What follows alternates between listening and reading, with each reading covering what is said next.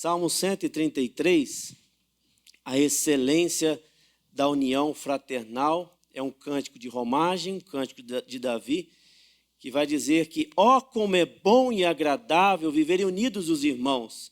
É como óleo precioso sobre a cabeça, o qual desce para a barba de Arão, e desce para a gola de suas vestes. É como o orvalho do Hermon, que desce sobre os montes de Sião. Ali derrama o Senhor a sua bênção e vida para sempre. Vamos repetir esta última frase que está no versículo 3. Ali ordena o Senhor a sua bênção e vida para sempre. Vamos orar. Senhor, diante da tua palavra, da tua revelação escrita para nós, necessitamos do Espírito Santo que nos ilumine e que essa mensagem, ó Pai, esteja gravada em nossos corações ao sairmos daqui, para termos a certeza que é bom e agradável estar unidos com os irmãos. Preenche os nossos corações, ó Pai, dessa vontade em todos os momentos da nossa vida, e principalmente quando nós estamos aqui como igreja do Senhor. Fortaleça, ó Pai, a cada dia mais a nossa fé. Essa é a nossa oração, no nome santo e poderoso de Jesus. Amém. Quais são as suas expectativas ao estar aqui no culto ao Senhor? Quais são as suas expectativas quando chega o domingo do Senhor? Quais são as suas expectativas ao encontrar com os irmãos em Cristo, ao qual Deus colocou esses irmãos para você cultuar o nome dele? O culto é um momento primordial da igreja aqui neste mundo. É o ápice do povo de Deus aqui neste mundo. Quando nós ouvimos falar do culto, nós nos alegramos, nós nos sentimos bem, nós queremos estar junto com essa família de Cristo, a qual Deus colocou para nós servirmos uns aos outros. É um momento em que nós esperamos ansiosamente para experimentarmos um pouco do que será na glória celestial, juntamente com os irmãos, juntamente com os anjos, entoando santo, santo, santo, é o nosso Deus, é o nosso Senhor. É um momento tão especial que jamais pode ser perdido de vista. Quais são as nossas intenções ao chegar aqui? Quais são as nossas expectativas? O que nós esperamos do culto ao Senhor? O que nós esperamos de Deus ao estarmos aqui presentes uns com os outros? Parte do corpo de Cristo se faz presente aqui. Quais são as nossas expectativas? O que nós ansiamos? O que nós esperamos ao estarmos aqui com os irmãos, unidos numa só fé, num só amor? O que nós esperamos? Porque nós podemos muitas vezes perder a noção. Como nós olhamos as religiões que têm surgido, as igrejas que têm surgido, quais são o marketing que eles têm buscado atrair as pessoas para estarem ali dentro da igreja. Muitas vezes nós vemos cada coisa que vem surgindo. Olha, venha para essa igreja porque você vai ganhar isso. Olha, venha para o culto que você vai receber isso. Olha, venha para o culto que a sua necessidade vai ser suprida. E as pessoas vão realmente se enganando quanto a isso. Mas nós precisamos retornar à palavra de Deus e perceber quais são os nossos sentimentos a estar juntamente com os irmãos. Este salmo é um salmo de subida, é um salmo de Davi, é um salmo quando ele estava governando o povo de Jerusalém, no seu governo teocrático, e o contexto é as tribos reunidas subindo para o Monte Sião para adorar o Senhor. O Monte Sião era um lugar de culto. O Monte Sião era o local onde o povo se reunia somente para adorar ao Senhor, somente para cultuar o nome de Deus. Eles não subiam o Monte Sião para rever os seus amigos. Ele não subiu o Monte Sião para contar da notícia da semana, né, que só tem o Fluminense agora aí, representando o Rio de Janeiro. Não que isso seja ruim, mas não era essa a expectativa das pessoas subir o Monte Sião para contar das últimas notícias, para falar daquilo que aconteceu. Não era essa a expectativa. A única expectativa era adorar ao Senhor. É um culto que é promovido por Deus e este culto se estende para nós ainda hoje. É o culto que nós prestamos ao Senhor. A nossa única expectativa de estar aqui é adorar o nome de Deus, é de servir e não sermos servidos, é de reconhecer o nome de Jesus Cristo e não de sermos reconhecidos, é diminuir para que Cristo cresça em nós e através de nós. Essa é a nossa expectativa de estarmos unidos com os irmãos. Então Davi, ele olha para o povo reunido, ele olha para o povo subindo ao Monte Sião para adorar ao Senhor, e ele declara: como é bom e agradável viverem unidos os irmãos. Porque o governo de Davi dependia da união dos irmãos.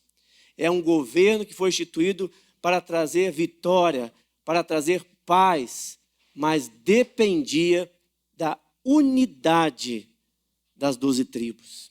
E assim, a nossa expectativa, a nossa ansiedade, as nossas necessidades só serão supridas quando nós estamos realmente unidos como corpo de Cristo.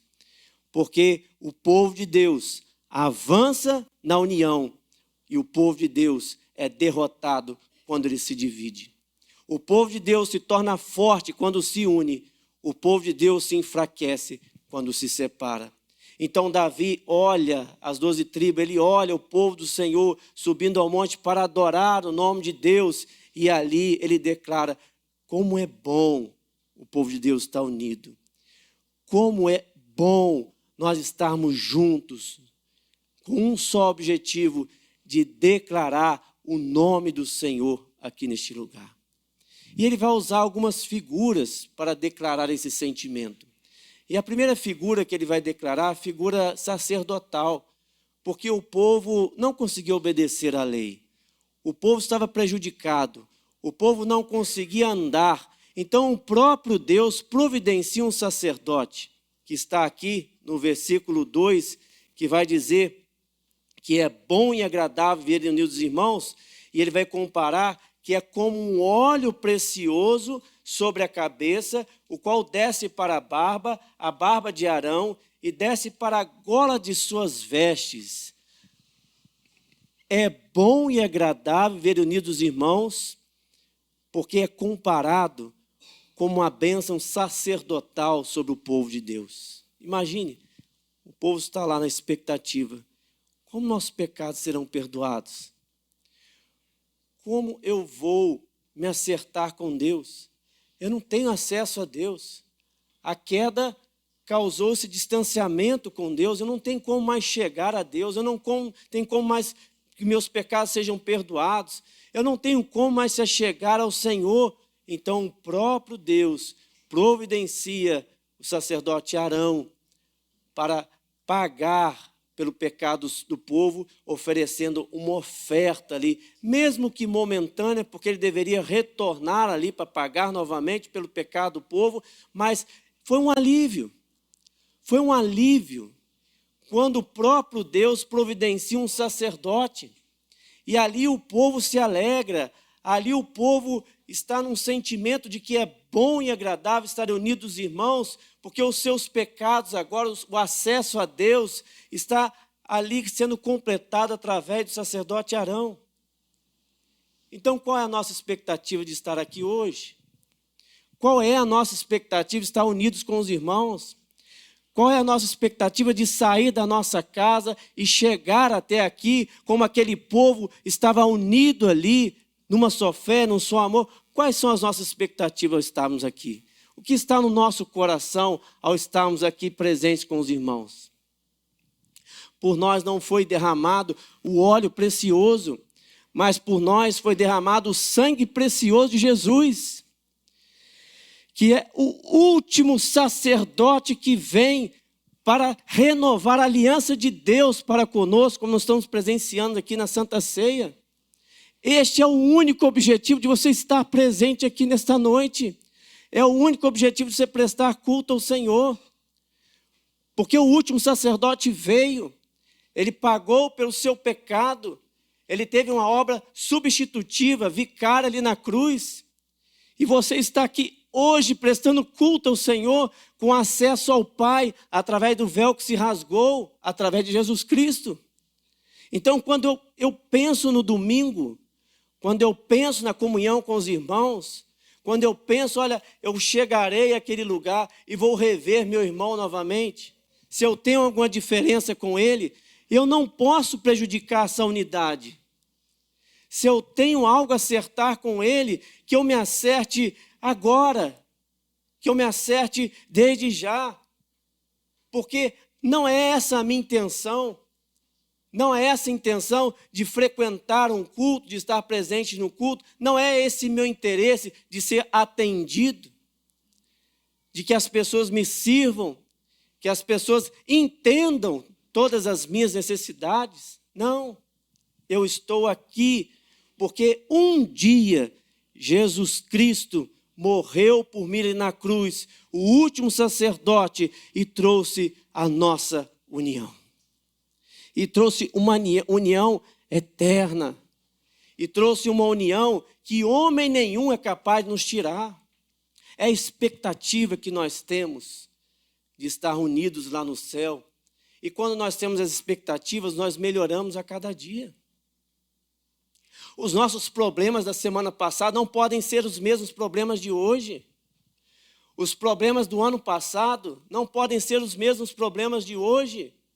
Porque eu melhoro a todo dia, a minha comunhão se renova a cada dia, a misericórdia do Senhor anda comigo todos os dias e ela se renova a cada manhã.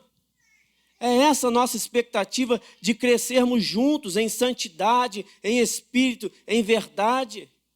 Nós não podemos deixar isso perder de vista, porque realmente nos últimos dias, como diz Paulo a Timóteo, apareceriam falsos profetas, apareceriam falsos pregadores, falsas igrejas, falsas religiões, e atrairiam o povo como coceira nos ouvidos, atraindo cada dia mais para que as pessoas buscassem naquele pregador algo satisfatório para o seu ego.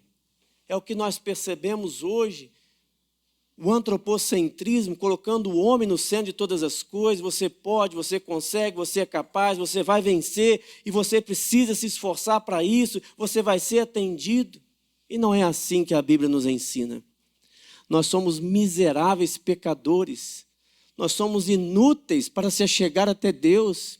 Se não fosse através de Jesus Cristo, pela sua misericórdia, nós nem estaríamos aqui. Então, quais são as nossas expectativas para prestar culto a Deus, para viver em comunhão?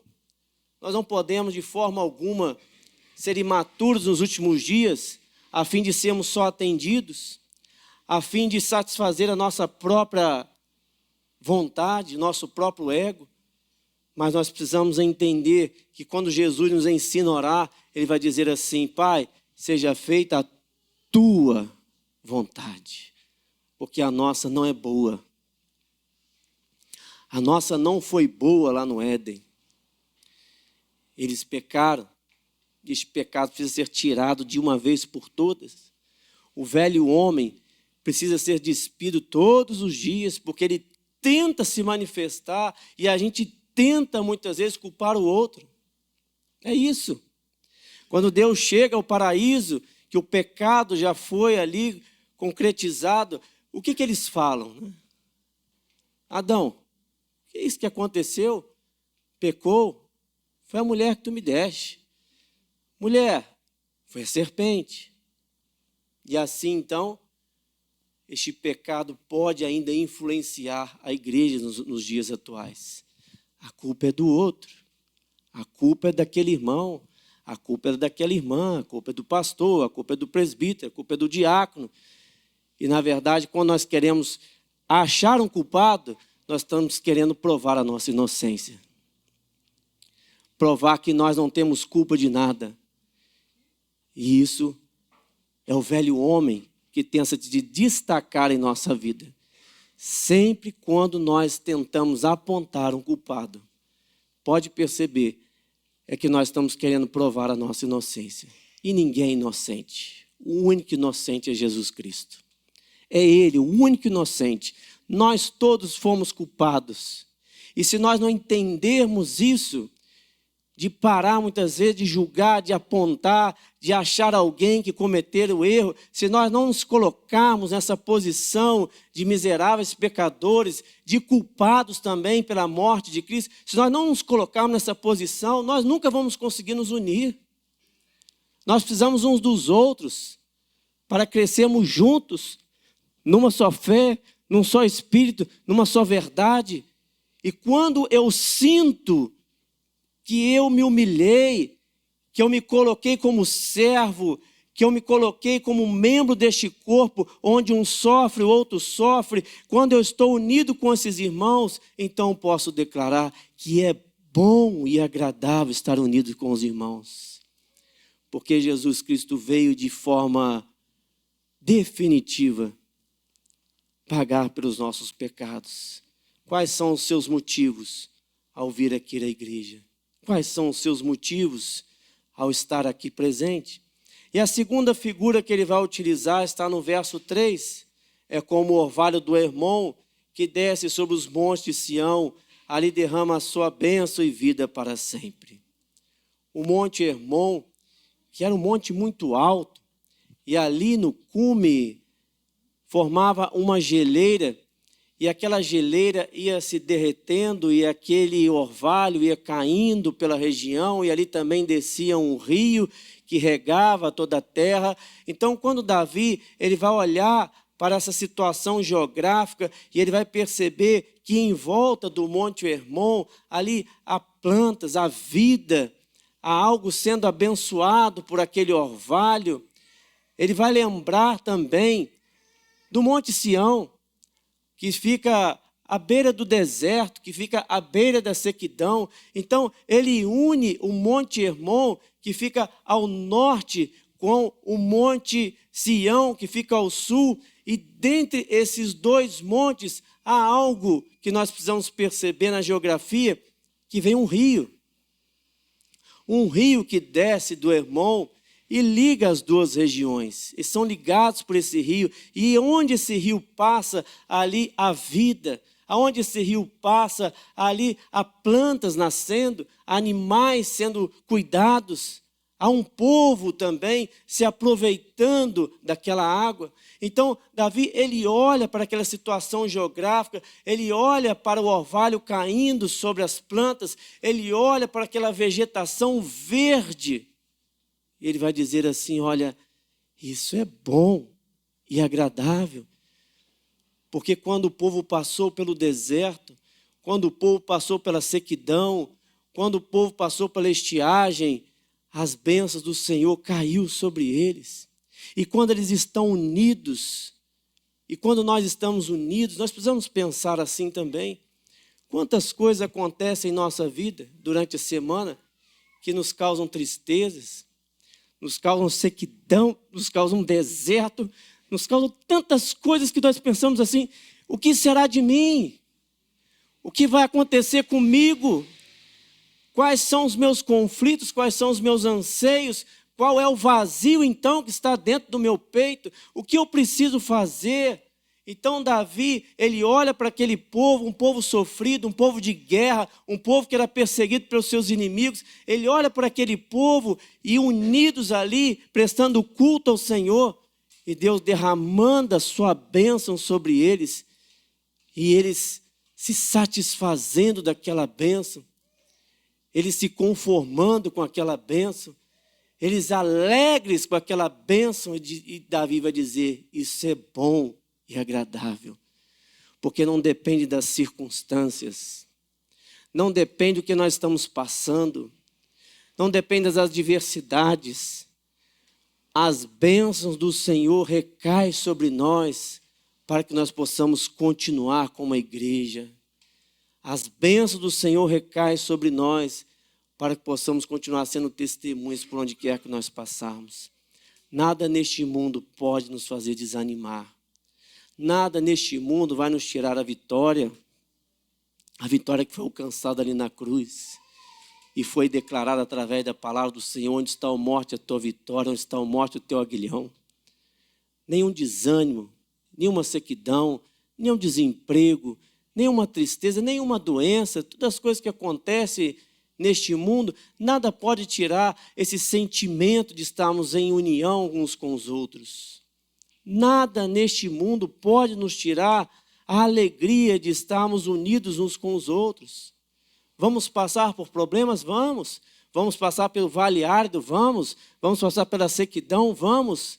Mas o culto é o lugar onde nós manifestamos a glória do Senhor em nós e através de nós.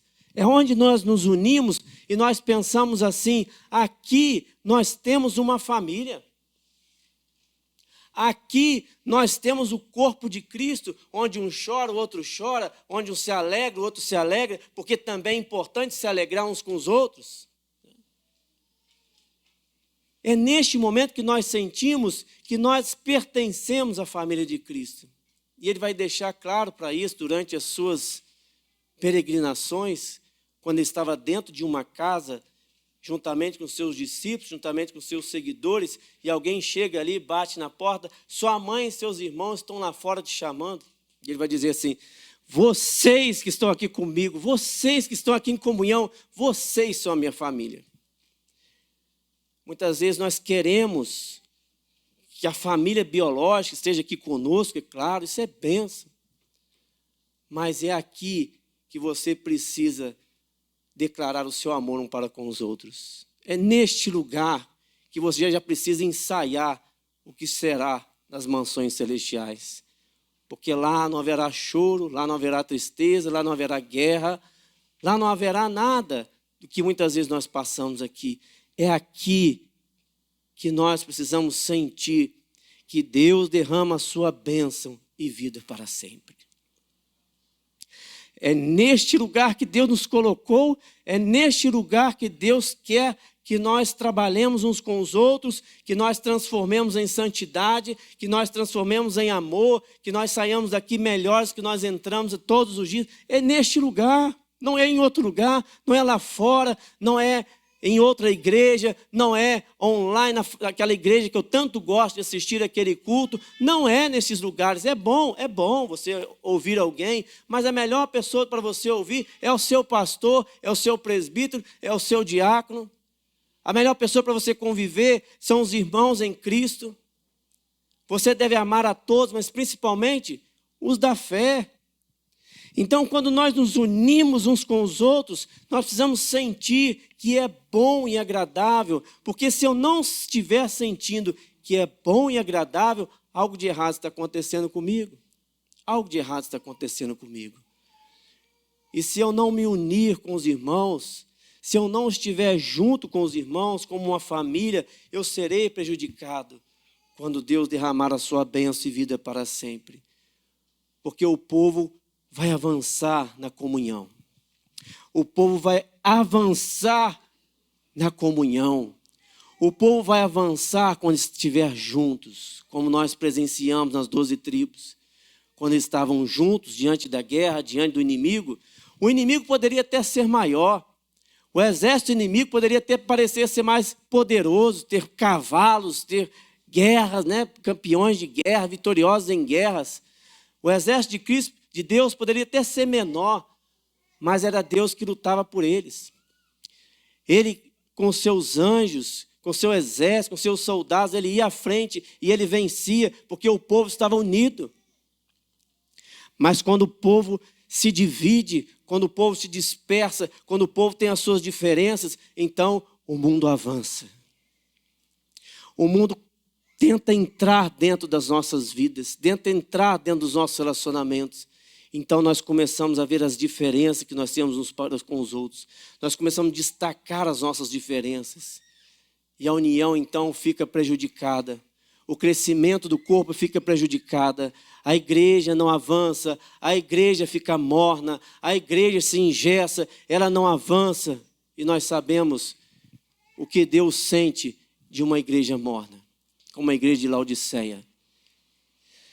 Nós sabemos como que Deus se sente diante de uma igreja morna, que oferece um culto morno, oferece uma vida espiritual morna, oferece uma evangelização morna. Nós sabemos o que Deus sente de uma igreja assim. Ele está a ponto de vomitar essa igreja nós jamais podemos sentir assim. Jamais podemos nos sentir como algo morno, algo que não vai para frente, algo que não avança. Jamais nós podemos sentir assim. Nós precisamos nos unir a cada momento. Nós precisamos sentir que é bom e agradável viver unidos, irmãos. Fala-se muito na igreja contemporânea a respeito da unidade. E não há como negar, diante da interpretação deste salmo, que a bênção de Deus vem sobre o povo unido. Entretanto, é importante reconhecermos que assim como a unidade de Israel se dava em vários níveis, social, cultural, espiritual, debaixo de princípios claros da Escritura, a igreja do Senhor deve buscar esta unidade sobre princípios semelhantes, que reflitam a verdade das Escrituras e seus princípios básicos de autoridade.